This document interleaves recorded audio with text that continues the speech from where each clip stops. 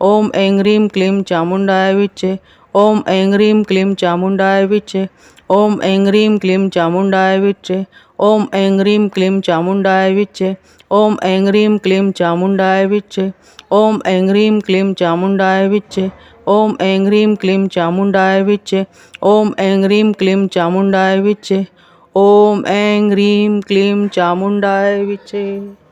Shri Swami Samarth.